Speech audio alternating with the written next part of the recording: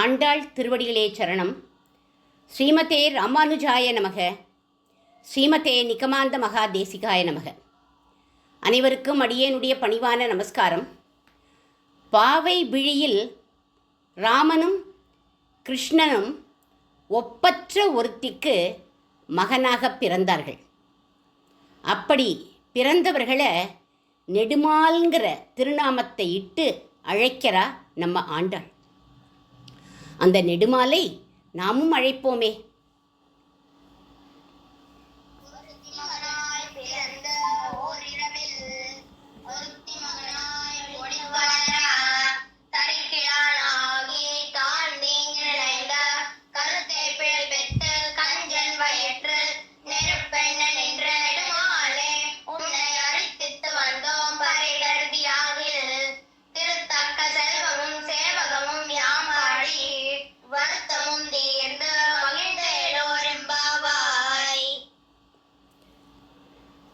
இந்த நெடுமால் 3 முறை தேவகிக்கு மகனாக பிறந்தான்.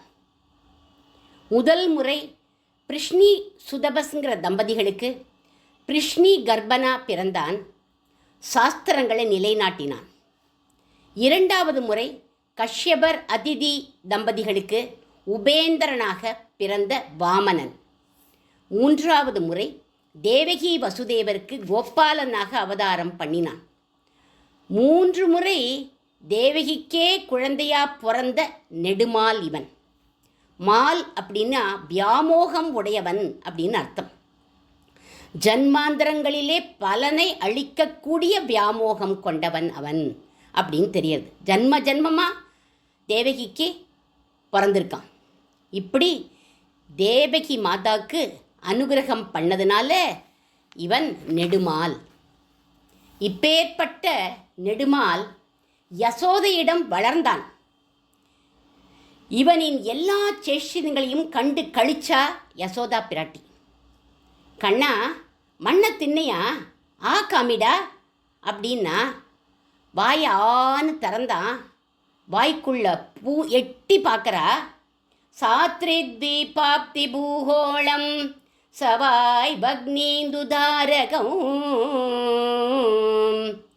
சப்த தீபம், அதுக்குள்ள சப்த சமுத்திரம், அதுக்குள்ள ஜம்புத்வீபம், அதுக்குள்ள பாரத வருஷம், அந்த பாரத வருஷத்துக்குள்ள பரதகண்டம், பரதகண்டத்துக்குள்ள போஜ தேசம், அதுக்குள்ள பிருந்தாவனம், அந்த பிருந்தாவனத்துக்குள்ள நந்தகோகுலம், அந்த நந்தகோகுலத்துக்குள்ள யசோதை கண்ணன், அந்த கண்ணன் வாயில யசோதை கண்ணன், அந்த கண்ணன் வாயில யசோதை கண்ணன்னு இப்படி முடிவே இல்லாமல் தெரியறதான். அனந்த கோடி பிரம்மாண்டங்களும் இவனாவே தெரியறானா. கிம் ஸ்வப்ன ஏதது உததேவ மாயா கிம் வாப் மதியோ பத புத்தி மோகாஹ. இது கனவா நனவா யோக மாயையா? இவன் சர்வீஸ்வரனா? அபச்சாரப்பட்டுட்டோமோன்னு நினச்சி சரணத்தில் விழப்போனவள ஒரு மந்தகாசம் பண்ணினான் கண்ணன். அந்த சிரிப்பில் சர்வத்தையும் மறந்து கண்ணா என் கண்ணே அப்படின்னு அள்ளி அணைச்சிண்டு போயிட்டா. முதல்ல விஸ்வரூபத்தை இவளுக்குத்தான் காட்டினான் அந்த நெடுமால். அப்போ யசோதா பிராட்டிக்கும் அவன் நெடுமால். கஞ்சன் வயிற்றில் நெருப்பென்ன நின்ன நெடுமால். கஞ்சன் அப்படின்னா கம்சன். கம்சனோட வயிறு பத்தி எரியறது. அகம் வைஸ்வானரோ பூத்வா பிராணினாம் தேகமாஸ்ரித. ஒவ்வொருத்தருடைய பயத்திலையும் வைஸ்வானரன்கிற அக்னியாக மாறி நம்ம சாப்பிட்ற சாப்பாட்டை ஜீரணம் பண்ணி கொடுக்குறான் அவன். ஆனால் கம்சனோட பயத்தில் நெருப்பாக நிற்கிற நெடுமால். கம்சனை குழப்பறான். எப்போ பாரு நாராயணன் வந்துடுவான், நாராயணன் வந்துடுவான், என்னை அழிக்க போகிறான் அப்படின்னு நாராயணன் நாமத்தை சொல்லி சொல்லி சொல்லி பயப்படுறான். சமயக்காரன் வந்து என்ன டிஃபன் கொண்டு வரட்டும் அப்படின்னு கேட்டான். டேய் 2 நாராயணன் கொண்டு வா அப்படின்னா. நாராயணனா? நான் அப்படி ஒரு டிஃபன் பண்ணவே இல்லையே அப்படிங்கிறான். நாராயணனை கொண்டு வான்னு சொல்கிறேன் அப்படின்னு அதட்டுறான். ராஜாக்கு பைத்தியம் பிடிச்சி போயிடுத்து அப்படின்னு சொல்லிகிட்டே அவன் போகிறான். பணியாட்கள் எல்லாம் வேலையாட்கள் எல்லாம் எப்படி கூப்பிடுறான், டேய் நாராயணா இங்கே வாடா அப்படின்னு கூப்பிடுறான்.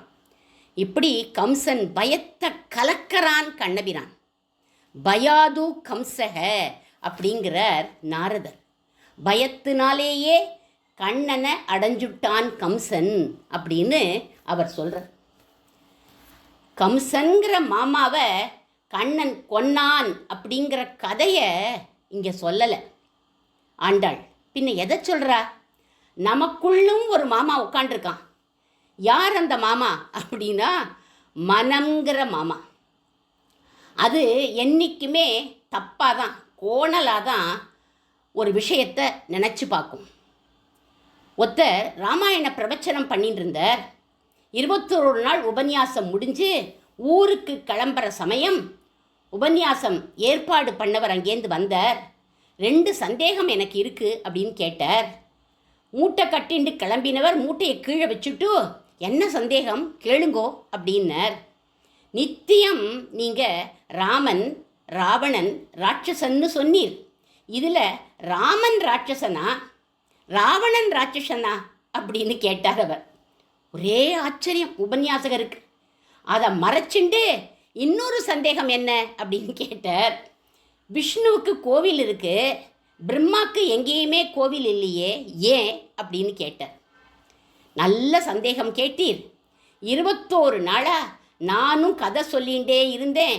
ராமன் ராட்சசனா ராவணன் ராட்சசனான்னு நீர் புரிஞ்சிக்காத அளவுக்கு நான் கதை சொல்லியிருக்கேன். மகா பாபி நான் அப்படின்னு வருத்தப்பட்டார். உம்மோட 2வது கேள்விக்கும் இதுக்கும் சம்பந்தம் இருக்குது அப்படின்னு சொல்கிறார். உம்மையும் படைச்சு என்னையும் படைச்சு உம்மோட எதிரில் 21 நாள் என்னை கதை சொல்ல வச்ச அந்த ராமன் ராட்சசனா ராவணன் ராட்சசனான்னு தெரியாத அளவுக்கு காரியம் பண்ணியிருக்கோமே, அதனால தான் அந்த பிரம்மாவுக்கு கோவில் இல்லை அப்படின்னு. என்ன சொல்கிறோம் என்ன பண்ணுறோம்னு புரியாமல் இந்த மனசு வேறுபட்ட விஷயத்தையே கவனிக்கும். அப்பேற்பட்ட மனசை பகவானுடைய சரணார விந்தத்தில் நிலைக்கும்படி பண்ணணும், அந்த நெடுமாலோடைய நாமாவை சொல்லணும்னு உயர்ந்த கருத்தை இந்த பாசுரத்தில் ஆண்டாள் சொல்லியிருக்கா நமக்கெல்லாம். இனி சக்கரவர்த்தி திருமகனும் நெடுமால். யார் யாருக்கு நெடுமால்? அவன் மண்ணு புகழ் கோசலைதன் மணிவயிறு வாய்த்தவனா இருக்க விரும்பினான். நெடுமாலான இந்த ராமன் ஒப்பற்ற தாய் கோசலை. ஏன்னா ரங்க விமானத்தோடு இருக்கிற ரங்கநாதர் அயோத்தியில் இருந்தார் முதல்ல. கௌசல்யா தேவி நாள் தவறாமல் போய் அவரை வணங்கி தனக்கு குழந்தை பேர் வேணும்னு நோன்பு நோற்க ஆரம்பித்தார். ரங்கநாதர் இவருடைய பக்திக்கு இறங்கி தானே குழந்தையா வந்துட்டார்னு வால்மீகி ஸ்லோகம். தத பத்மபலா சாட்சக கிருத்வா ஆத்மானம் சதுர்விதம் பிதரம் ரோச்சயாமாச ததா தசரதம் நிருபம். இவள் ஒருவளுடைய பக்திக்கு இறங்கி 4 பேரா வந்துட்டான் அப்படிங்கிறார் வால்மீகி. கௌசல்யா மாதாவோட குணத்தை அவர் சொல்கிறார் பாருங்கோ. இயம் தார்மிக கௌசல்யா மம மாதா யசஸ்வினி. தர்மத்தில் நம்பிக்கை உடையவள் அவள். யசஸ்வினி, எல்லாருக்கும் கீர்த்தியை கொடுக்கணும்னு எப்பொழுதுமே நினைப்பாளாம் அவள். இப்பேற்பட்ட ஒப்பற்ற தாய்க்கு ஒப்பற்ற மகனாக நெடுமாலாக ராமன் அவதாரம் பண்ணினான். சூர்யாஸ்யாபி பவேத் சூரியோ யக்னேர் அக்னிஹி பிரபோ பிரபுஹு. நம்மளுடைய புத்திரன் ராமன் சூரியனுக்கு சூரியன். அவன் இருக்குமிடம் எப்பவுமே ஒளிமயமாகத்தான் இருக்கும்.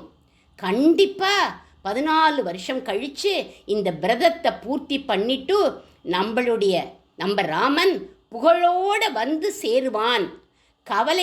கவலை வேண்டாம்னு எல்லாருக்கும் நம்பிக்கை ஊட்டினாள் ஒருத்தி. யார் அந்த ஒருத்தி? சுமித்திரா மாதா.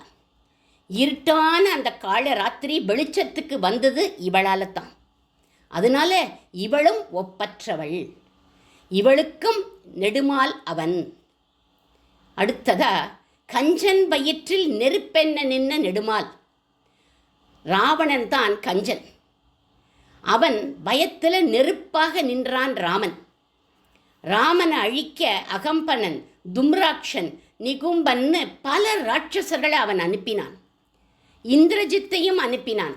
எல்லோரும் போயிட்டான உடனே ராவணன் நடுங்க ஆரம்பிச்சுட்டான். வயிறு அவனுக்கு எரிய ஆரம்பிச்சுடுத்து. நெருப்பா நின்ற நெடுமால் ராமன். நனஸ்யந்தம் உபேக்ஷயம் பிரதீத்தம் சரணம் யதா. ஒரு வீடு நெருப்பில் எரியிற மாதிரி ராம பாணத்தினால நீ எரியக்கூடாது ராமா, போய் அவரை சரணம் அடைஞ்சுடு அப்படின்னு யார் அட்வைஸ் பண்ணினா? விபீஷணன் ராவணனுக்கு அட்வைஸ் பண்ணினான். அவன் கேட்டுக்கவே இல்லை. பயத்தோடையே சண்டைக்கு வரான். ராம பாணம் எப்படி வரது அப்படின்னா வரதுங்கிறத அவன் நடுங்கின்றே தன்னுடைய தேரோட்டிக்கு சொல்கிறான். பிரம்மதண்ட பிரகாசானாம் வித்யுஜோதித வக்ஷசாம் ஸ்மரன் ராகவ பாணானாம் திவ்யதே ராட்சசேஸ்வரக. ரிஷிகளுடைய சாபம் மாறி வரது ராமருடைய பாணம் அப்படிங்கிறான். இப்படி கஞ்சன் வயிற்றில் நெருப்பென்ன நின்ன நெடுமால் யாரு? ராகவன்.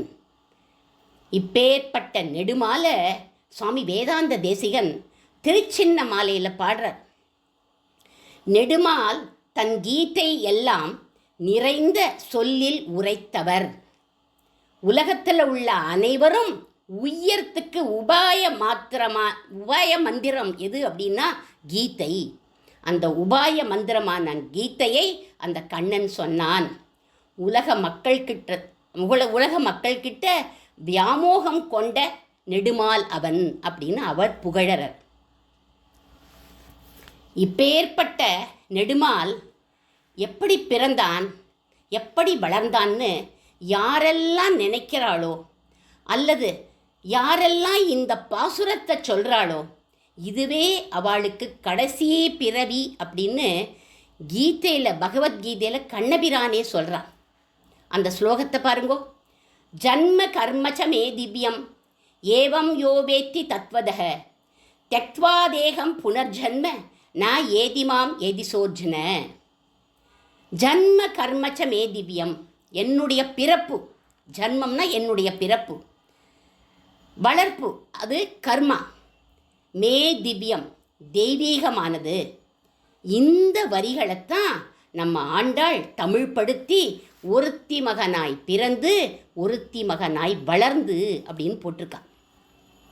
அடுத்த லைன் புனர்ஜன்ம ந ஏதி அப்படின்னா மறுபடியும் பிறவி எடுப்பதில்லை அப்படின்னு அர்த்தம்.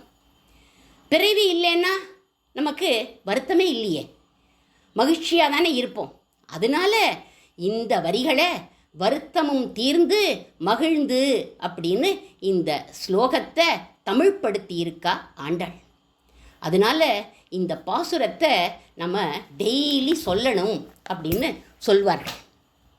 இனி ராமானுஜ தயாபாத்திரமான தூப்புல் குலமணியும் நெடுமால்தான் அப்படிங்கிறத அனுபவிப்போம். ஒருத்தி மகனாய் பிறந்து கௌசல்யா தேவகி மாதா இவாளை காட்டிலும் விலட்சணமானவள், ஒப்பற்றவள் சுவாமி வேதாந்த தேசிகரை ஈன்றெடுத்த தாய் தோத்தாரம்மாள். ஏன் அப்படின்னா ராமரை 12 மாதம் சுமந்தா கௌசல்யா மாதா. மணிவயறு வைத்தவனே அப்படின்னு பாடினார் ஆழ்வார். கண்ணனை தாய் தேவகி 10 மாதம் சுமந்தா. ஆனால் சுவாமி வேதாந்த தேசிகரை 12 வருடங்கள் சுமந்தா தோத்தாரம்மாள். ஏன் 12 வருஷம் அப்படிங்கிறத திருக்குடந்தை தேசிகன் சொல்கிறார். தோத்தாரம்பா கர்ப்பசூரிய சங்கியாப்தா வாச பாசுராய நமக அப்படிங்கிறார் அவர். துவாதச ஆதித்யர்கள்னு 12 சூரியர்கள். ஒரு சூரியனுக்கு 1 வருஷம்னு அம்மா கிட்ட 12 வருஷம் மனசில் கர்ப்பவாசம் பண்ணார் அப்படின்னு சுவாமி கர்ப்பவாசம் பண்ணினார் சுவாமி வேதாந்த தேசிகன்னு அவர் சொல்கிறார். இவன் ஒப்பற்ற ஒருத்தி. யார்? இந்த தோத்தாரம்பாள் ஒப்பற்றவள். ஏன்னா இவளுடைய குழந்தை அவதரித்து நூற்றுக்கணக்கான கிரந்தங்களை சாதிச்சுது. அந்த கிரந்தங்களின் அர்த்தங்களில் ஈடுபட்டு பல்லாயிரக்கணக்கான ஜீவர்கள் நல்ல கதியை அடைஞ்சிருக்கா. தங்களுடைய வாழ்க்கையை நல்ல வழியில் அமைச்சின்றிருக்கார்கள் அவர்கள்லாம். இப்பேற்பட்ட ஒரு மகனாக பெற்ற தோத்தாரம்பாள் எப்பேற்பட்டவள்? ஒப்பற்றவள். அடுத்த வரி, ஓர் இரவில் ஒருத்தி மகனாய் ஒளித்து வளர. இவருக்கு இன்னொரு ஒப்பற்ற தாய் இருந்தா. யாரு? இவருடைய மாமா அப்புள்ளார். கருணை மிக்க ஆச்சாரியராக இருந்தார். கிளியை பழக்குமா போல என்னை என் மாமா பழக்கினார்னு இவரே சொல்லியிருக்கார். அதனால அப்புள்ளார தாய் ஸ்தானத்தில் நம்ம சொல்லலாம்.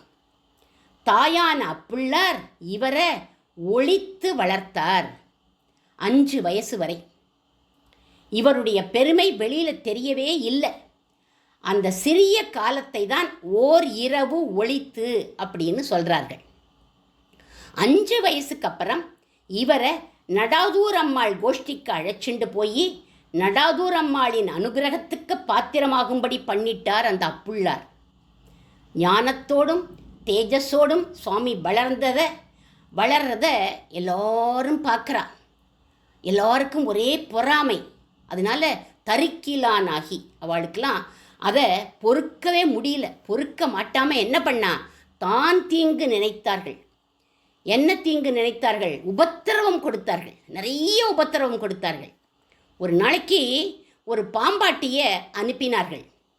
அவன் பல விதவிதமான பாம்புகளை வச்சுட்டு இருந்தான். அவள் சொன்னா, அத்தனை பாம்பையும் இவன் மேலே விட்டுடு, அது போய் இவனை கடிச்சுடும் அப்படின்னுட்டான். பாம்பாட்டியை ஏவிட்டான். இவரா பயப்படுறவர்? நிலத்தில் அந்த பாம்புலாம் வந்த உடனே ஒரு கோடு கிழிச்சார் நிலத்தில். எல்லா பாம்பும் ரிவர்ஸில் போயிடுதான். ஒரே ஒரு நாகப்பாம்பு மட்டும் படம் எடுத்துட்டு இவரை கொத்தறதுக்கு வரது. உடனே இவர் மாமா அப்புள்ளார் கற்றுக் கொடுத்த கருட மந்திரத்தை ஜபிச்சார். அந்த சமயம் எங்கேருந்தோ பறந்து வந்த ஒரு கருடன் லபக்குன்னு கொத்திண்டு அந்த பாம்பை கொத்திண்டு போயிடுது. பாம்பாட்டி வருத்தப்பட்டு இவர்கிட்ட சொல்கிறான், சாமி சாமி என்னை மன்னிச்சிடுங்க சாமி, நான் பாம்பை வச்சு தான் சாமி வித்தை காட்டுறேன், பொழைக்கிறேன், அந்த பாம்பை எனக்கு திருப்பி கொடுத்துடுங்கோ சாமி, அதுதான் என்னுடைய பெஸ்ட்டு ஸ்னேக்கு அப்படிங்கிறான். அந்த பாம்பு தான் எனக்கு உயிர் அப்படிங்கிறான். நம்ம சுவாமிக்கு திருப்பி கொடுக்கவும் வழி தெரியும். உடனே அவர் என்ன பண்ணுறார்? கருட தண்டகம் அப்படின்னு சோஸ்திரத்தை பாடுறார். நம பன்னகனத்தாய வைகுண்ட வசவர்தினே ஸ்ருதி சிந்து சுதோத்பாத மந்த்ராய கருத்மதே அப்படின்னு இவர் பாடிண்டே இருக்கிற போது டபக்குன்னு பாம்பு வந்து கீழே விழுந்துடுத்து. அவன் அந்த பாம்பை எடுத்துட்டு தேசிகருக்கு நன்றி சொல்லிட்டு கிளம்பி போயிட்டான். கருத்தை பிழைப்பித்து கஞ்சன் வயிற்றில் நெருப்பென்ன நின்றாலும் அவர்களுடைய மனசில் உள்ள தீய எண்ணத்தை போக்கின நெடுமால் நம் வேதாந்த தேசிகன்.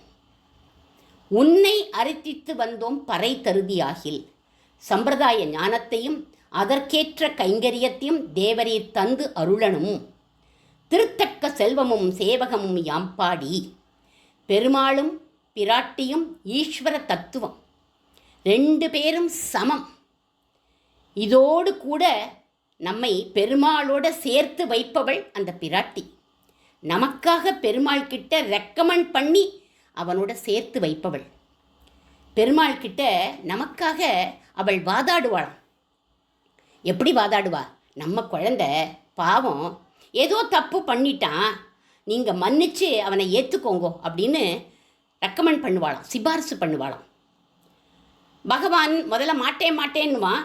அதுக்கப்புறம் இவன் சிபாரிசு பண்ணதுனால சரி ஏற்றுக்கிறேன் அப்படின்னு சொல்லிட்டு இவனுக்கு மோட்சம் தரேன் அப்படின்னு விடுவானாம். உடனே தாயார் என்ன சொல்லுவான்னா, இவனுக்கு போய் மோட்சம் தரேங்கிறேளே, இவன் மகா பாப்பியாச்சே அப்படின்னுவா. ஏன் இப்படி சொல்கிறா அப்படின்னா, இப்போது ஃபார் எக்ஸாம்பிள் நம்ம ஒரு குச்சியை நடுறோம், நட்டதுக்கப்புறம் அதை ஆட்டி பார்ப்போம் இல்லையா? ஏன்? அது ஸ்ட்ராங்காக இருக்கா இல்லையா அப்படின்னு தெரிஞ்சுக்கிறதுக்காக. அந்த மாதிரி தான் தாயாரும் புருஷகாரம் ஸ்ட்ராங்காக இருக்கா, நம்ம ரெக்கமெண்ட் பண்ணினது ஸ்ட்ராங்காக இருக்கான்னு பார்க்குறாளாம். அதை ஆழ்வார் ஒரு பாசுரத்தில் சொல்கிறார். தன்னடியார் திறத்தகத்து தாமரையாளாகிலும் சிதகுரைக்கு மேல். தாமரையாள் அப்படின்னா பிராட்டி. சிதகுரைக்கு மேல்னா தப்பாக சொல்லுவாளாம். அவள் தப்பாக சொன்னாலும் பகவான் சொல்லுவானா, நோ நோ நோ, நான் காப்பாத்துறேன்னு வாக்கு கொடுத்துட்டேன், இனிமேல் நான் கைவிட மாட்டேன் அப்படின்னு சொல்லுவானா பகவான். உடனே மறுபடியும் என்ன பண்ணுவாளாம், இல்லையே சுவாமி, இவன் இத்தனை தப்பு பண்ணியிருக்கானேன்னு தாயார் விடாமல் அப்படியே பட்டியல் போட்டு லிஸ்ட்டு போட்டு எல்லாத்தையும் ஒப்பிப்பாளாம். அப்போது பகவான் சொல்லுவானா, என் அடியார் அது செய்தாரேல் நன்று செய்தார் அப்படின்னு பகவான் சொல்லுவானா. என்னுடைய அடியவர்கள், என்னுடைய பக்தர்கள் அப்படிலாம் பண்ண மாட்டா, அப்படியே செஞ்சாலும் நன்மைக்காக தான் பண்ணியிருப்பா அப்படின்னு வானாம். இப்படி ஒரு கான்ஃபிடென்ஸை பகவான் கொடுத்தா தாயார் ரொம்ப சந்தோஷப்படுவாளாம். ஏன்னா அவளுடைய புருஷகாரம், அதாவது சிபாரிசு பலிச்சுடுத்து அப்படின்னு. இவளை காட்டிலும் ஆழ்வாரை காட்டிலும் இன்னும் ஒரு படி மேலே போயிட்டார் நம்ம வேதாந்த தேசிகன். அவர் சொல்கிறார், தயாசதக ஸ்லோகத்தில் தயாதேவியோட கருணையினால தான் பக்தர்களுடைய பாபத்தை போக்க பகவான் மீனாகவும் பன்றியாகவும் ஆமையாகவும் அவதரிக்கிறான் அப்படிங்கிறார் அவர். அந்த ஸ்லோகத்தை பாருங்கோ. அவதரண விசேஷைஹி ஆத்மலீலா அபதேச்சைஹி அவமதிம் அனுகம்பே மந்த சித்தேஷு பிந்தன் விருஷபசிகரிநாதக त्वन्निदेचेन नूनौ भजति चरणबाजां भाविनो ஜன்மபேதான். இதில் சொல்கிற அவர் என்ன சொல்கிறார் அப்படின்னாக்க, அவன் ஏன் மிருகமாக வந்தான், ஏன் மிருக வடிவத்தில் வந்தாங்கிறதுக்கு சுவாமி அழகாக எக்ஸ்பிளைன் பண்ணுறார். சொல்கிறார், ஒரு ஊரில் ஒரு பெரிய மகானுபாவன் இருந்தானாம். எப்பவும் பொய்யே தான் பேசுவான். வாயை திறந்தா பொய் தான். ஒரு நாளைக்கு அவன் திருந்திட்டான். நேராக திருந்திட்டு தாயார் திருவடியில் வந்து நின்றுட்டு சரணாகதி பண்ணிட்டான். இவனுக்காக தாயார் பெருமாள் கிட்ட சொல்கிறாளாம், குழந்தை திருந்தி வந்துட்டான், அதனால இவனுக்கு இந்த பிரிவு முடிவிலேயே, இந்த ஜன்மா முடிவிலேயே மோட்சம் நீங்கள் கொடுத்துடுங்கோ அப்படின்னு ரெக்கமெண்ட் பண்ணுறாளாம். பகவானும் சரின்னுட்டான். ஆனால் இவ்வளவு நாளாக இவன் இவ்வளவு பொய் பேசியிருக்கானே, அதுக்கு தண்டனையாக 7 ஜன்மா இவன் மீனா பிறக்கட்டும் அப்படின்னு விட்டானா பகவான். அதுக்கப்புறம் நான் மோட்சம் தரேன் அப்படின்னானா. அதுக்கு தாயார் சொல்கிறா, நம்ம குழந்தை எதுக்கு 7 ஜென்மா மீனா பிறக்கணும்?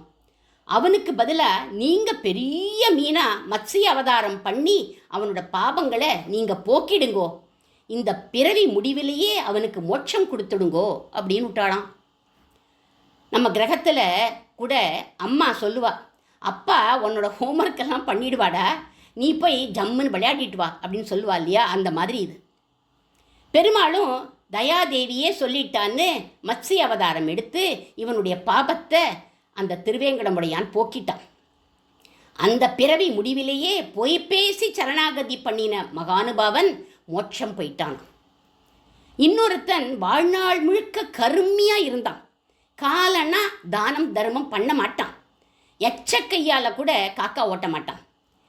இவனும் ஒரு நாள் மனசு திருந்தி தாயாரை முன்னிட்டு திருவேங்கடமுடியான் கிட்ட திருவடியில் சரணாகதி பண்ணிட்டான். கருமையாக இருந்ததுனால 7 ஜென்மா பன்னியாக பிறக்கட்டும் அப்படின்னு விட்டார் பகவான்.